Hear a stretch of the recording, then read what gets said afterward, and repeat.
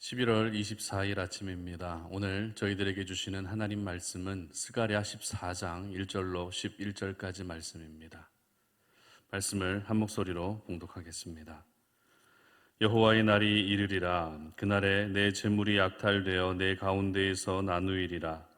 내가 이방 나라들을 모아 예루살렘과 싸우게 하리니 성읍이 함락되며 가옥이 약탈되며 부녀가 욕을 당하며 성읍 백성이 절반이나 사로잡혀 가려니와 남은 백성은 성읍에서 끊어지지 아니하리라. 그때 여호와께서 나가사 그 이방 나라들을 지시되 이왕의 전쟁 날에 싸운 것 같이 하시리라. 그날에 그의 발이 예루살렘 앞 곧 동쪽 감람산에 서실 것이요 감람산은 그 한가운데 동서로 갈라져 매우 큰 골짜기가 되어서 산 절반은 북으로 절반은 남으로 옮기고 그 산 골짜기는 아셀까지 이를지라. 너희가 그 산 골짜기로 도망하되 유다 왕 우시야 때의 지진을 피하여 도망하던 것 같이 하리라. 나의 하나님 여호와께서 임하실 것이요 모든 거룩한 자들이 주와 함께 하리라. 그날에는 빛이 없겠고 광명한 것들이 떠날 것이라. 여호와께서 아시는 한 날이 있으리니 낮도 아니요 밤도 아니라 어두워 갈 때의 빛이 있으리로다. 그날에 생수가 예루살렘에서 솟아나서 절반은 동해로 절반은 서해로 흐를 것이라. 여름에도 겨울에도 그러하리라. 여호와께서 천하의 왕이 되시리니 그날에는 여호와께서 홀로 한 분이실 것이요 그의 이름이 홀로 하나이실 것이라. 온 땅이 아라바같이 되되 게바에서 예루살렘 남쪽 림몬까지 이를 것이며 예루살렘이 높이 들려 그 본처에 있으리니 베냐민 문에서부터 첫 문자리와 성 모퉁이 문까지 또 하나넬 망대에서부터 왕의 포도주 짜는 곳까지라. 사람이 그 가운데에 살며 다시는 저주가 있지 아니하리니 예루살렘이 평안히 서리로다. 아멘. 고난은 결과가 아니라 과정이다라는 제목으로 말씀 전합니다. 여러분은 과정과 결과 중에 어떤 것이 더 중요하다고 생각되십니까?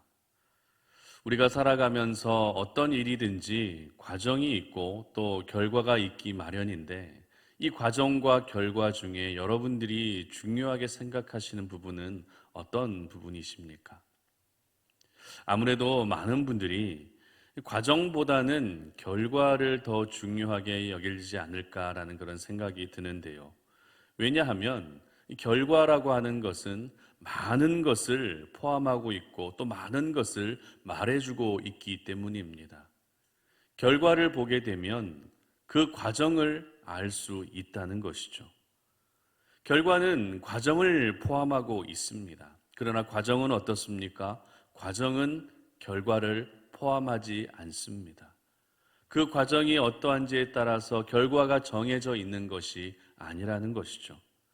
그러다 보니 어느 정도 결과를 보게 되면 과정을 알 수 있기 때문에 사람들은 과정보다 결과를 더 중요하게 생각하는 그런 경향이 있습니다.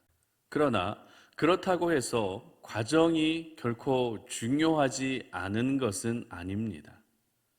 과정이 좋아야 결과도 그만큼 좋을 수 있기 때문에 과정도 매우 중요하다고 할 수 있습니다. 그렇다면 하나님의 사람들에게 있어서 예수 믿는 그리스도인들에게 있어서 결과와 과정 중에 어떤 것이 더 중요할까요? 저희들은 이 결과와 과정 중에 무엇을 더 중요하게 여기며 살아야 되는 것일까요? 정답은 둘 다 중요하다라는 것입니다. 과정만 중요한 것도 아니고요. 그렇다고 결과만 중요한 것도 아닙니다. 하나님의 사람들에게는 그 과정과 결과 모두 중요하게 여길 수 있어야 한다는 것입니다. 그러면 하나님의 사람들의 인생에 있어서 구체적으로 결과란 무엇이고 또 과정은 무엇일까요? 먼저 이 결과라고 하는 것은 천국에서 누리게 될 영원한 생명이 우리 인생의 결과라 할 수 있습니다. 그리고 과정이라고 하는 것은 이 땅에서의 삶을 의미하는 것이라 할 수 있습니다. 그러면 이 천국에 가기 위한 과정이라 할 수 있는 이 땅에서의 삶을 살 때 우리 삶에는 주로 어떤 일들이 일어나고 있습니까? 이것을 어느 한 가지로 말씀드리기는 어렵지만 여러 가지 고통의 시간도 있을 수 있습니다. 고난과 아픔의 시간도 있을 수 있고 반대로 기쁨과 평화의 시간도 있을 수 있습니다. 그리고 결국 이 고통과 고난을 겪고 난 뒤에 저희들은 어떻게 됩니까? 비로소 영원한 천국에 들어가게 되는 것이죠. 그러므로 오늘 이 아침에 저희들이 기억해야 할 것은 이 땅에서 내가 지금 겪고 있는 고난, 내가 지금 겪고 있는 이 모든 고통의 시간은 과정일 뿐 결코 결과는 아니다라는 것입니다. 우리의 삶은 고난으로 끝나는 것이 아니라 영광과 기쁨으로 끝난다라는 것을 여러분 모두 기억할 수 있기를 바랍니다. 오늘 본문은 스가랴 말씀의 마지막 14장의 말씀을 기록하고 있는데요. 선지서의 마지막 결론은 언제나 회복과 구원의 메시지를 다루고 있습니다. 오늘 본문도 역시 회복과 구원의 메시지가 선포되고 있습니다. 그런데 조금 특이한 것은 스가랴 선지자가 이 회복의 메시지, 구원의 메시지를 전하면서 예루살렘에 임하게 될 고난을 함께 언급하고 있다는 것입니다. 오늘 본문 1절과 2절입니다. 한번 보시기 바랍니다. 여호와의 날이 이르리라. 그날에 내 재물이 약탈되어 내 가운데에서 나누이리라.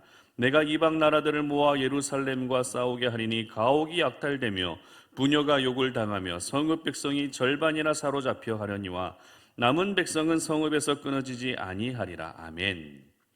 이처럼 스가랴 선지자는 예루살렘에 임할 고난과 고통, 아픔, 재물이 약탈되고 가옥이 약탈되고 부녀들이 욕을 당하고 성읍 백성들이 절반이나 사로잡혀 가게 될 심판의 메시지를 선포하고 있습니다.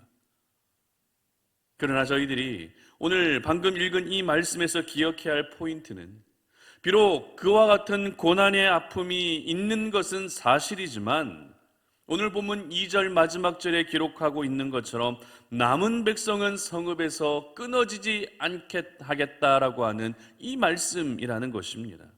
여러분, 남은 백성이 성읍에서 끊어지지 않게 하겠다라는 것이 어떤 의미겠습니까? 하나님께서 백성들을 완전히 진멸시키지는 않으시겠다는 것입니다. 그리고 남은 백성들을 통해 하나님의 새로운 회복과 구원의 은혜가 임하게 될 것을 말씀하는 그런 중요한 말씀인 것입니다. 스가랴 선지자는 결국에는 임하게 될 하나님의 구원과 회복의 메시지를 오늘 보면 3절에서 이렇게 기록하고 있습니다. 한번 보시기 바랍니다.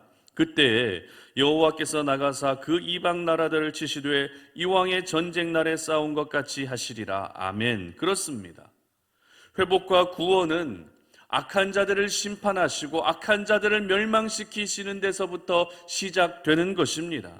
나를 힘들게 했고 나를 고통 가운데 빠뜨렸고 나를 괴롭게 했던 모든 악한 세력들을 우리 하나님께서 직접 없애주시는 것입니다. 내 힘으로는 그렇게 잘 되지 않았던 일들이 하나님이 이방 나라들을 치시듯 악한 세력들을 쳐주시고 진멸해 주실 때 회복과 구원의 은혜가 결국에는 임하게 되는 것입니다. 이렇게 구원의 역사가 나타나게 되면 오늘 본문 8절의 기록과 같은 일들이 일어나게 됩니다. 8절 한번 보시기 바랍니다. 그날에 생수가 예루살렘에서 솟아나서 절반은 동해로 절반은 서해로 흐를 것이라. 여름에도 겨울에도 그러하리라. 아멘. 폐허가 되었고 사람 살 곳이 못 되었던 예루살렘에서 어떤 일이 일어난다고요? 생수가 솟아나게 된다는 것입니다. 그리고 그 생수가 온 지경으로 흘러가게 된다는 것입니다. 그리고 오늘 본문 11절 말씀 보십시오. 사람이 그 가운데 살며 다시는 저주가 있지 아니하리니 예루살렘이 평안히 서리로다. 아멘. 그렇습니다. 생수가 솟아난 예루살렘에서는 이제 사람이 살 수 있게 되었다라는 것입니다. 그리고 그 예루살렘은 하늘의 평안이 찾아오게 될 것이고 그 예루살렘에 완전한 회복과 구원이 임하게 될 것을 약속하고 계십니다. 여러분, 한때는 우상 숭배가 들끓었던 예루살렘입니다. 그러나 그 예루살렘의 모든 죄악이 떠나고 이제는 하나님의 평안이 주어지게 될 이 회복과 구원의 은혜가 바로 저와 여러분의 인생이 될 줄로 믿으시기를 바랍니다. 하나님께서는 예루살렘의 마지막을 멸망이 아닌 구원으로 이끌어 가셨던 것처럼 저와 여러분의 삶도 그 마지막이 고통과 아픔이 아니라 뭐라고요? 바로 회복과 구원으로 이끌어가게 될 줄 믿으시기를 바랍니다. 지금 우리의 삶이 아무리 고통이 따르고 아무리 고난의 연속이라 할지라도 그 모든 고난은 과정일 뿐이라는 것입니다. 그 과정을 거치고 나면, 그 모든 과정을 하나씩 하나씩 거치고 나면 저희들에게 결국 임하게 되는 것은 회복이며 구원의 은혜인 줄 여러분 믿으시기를 바랍니다. 그러므로 내 인생이 고난의 아픔으로 끝나게 될 것이다 라고 하는 이러한 불신앙적 생각을 이제는 모두 내려놓을 수 있기를 바랍니다. 오늘도 하나님을 향한 그 믿음이 변하지 않는다면, 신실하신 하나님을 내가 여전히 의지하고 있다면 하나님께서는 그 고난이라는 과정을 통해 저와 여러분에게 구원의 결과를 허락해 주실 것입니다. 고난 없는 영광은 없습니다. 고난 없는 구원은 없습니다. 어두운 밤이 지나야 밝은 아침이 찾아오는 것이죠. 추운 겨울이 지나야 따뜻한 봄날이 찾아오는 것입니다. 십자가의 고난이 있어야 부활의 영광이 있는 것이고, 십자가의 죽음이 있어야 영원한 생명이 저희들에게 임하게 되는 것입니다. 여러분, 고난은 과정일 뿐입니다. 그러므로 그 과정을 믿음으로 견뎌낼 수 있기를 바랍니다. 그 과정을 구원이라고 하는 아름다운 결과를 바라보시며 오늘도 버텨낼 수 있기를 바랍니다. 우리는 요셉의 인생을 잘 알고 있죠. 형들에게 미움을 받아서 노예로 팔려 그렇게 살아갔던 요셉의 삶은 고난 그 자체였습니다. 만약 요셉이 그 고난이 내 인생의 결론이라고, 이 고난이 내 인생의 결말이다라고 그렇게 받아들였다면 영원히 노예로 살아갔을 것입니다.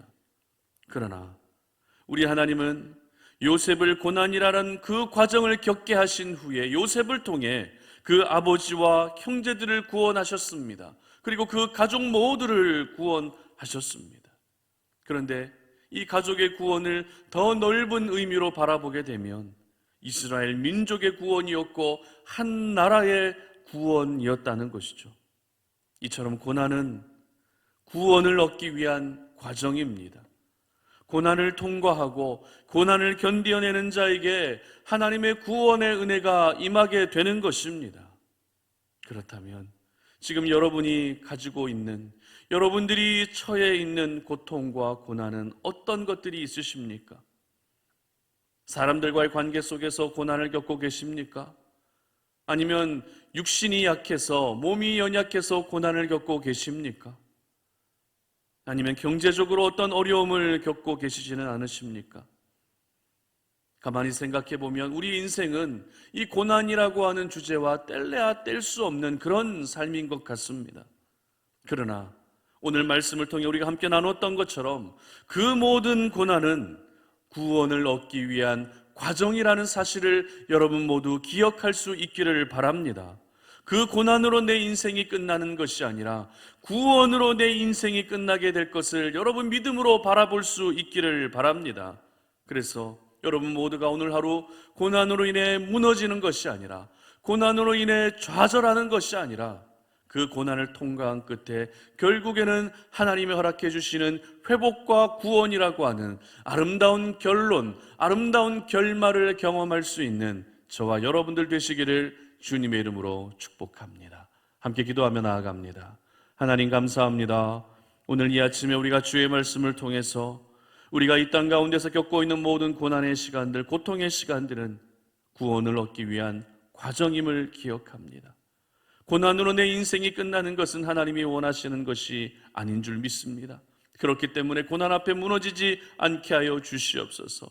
고난으로 인해 좌절하지 않게 하여 주시옵소서. 고난은 구원을 위한 과정임을 믿음으로 받아들이며 오늘도 자신의 그 살아가는 모든 삶의 자리에서 구원과 회복이라고 하는 그 놀랍고 영광스러운 결말을 바라보며 오늘도 버텨내고 믿음으로 승리할 수 있는 우리 송탄 오랜의 모든 가족들 되게 하여 주시옵소서. 감사드리며 예수님의 이름으로 기도드립니다. 아멘.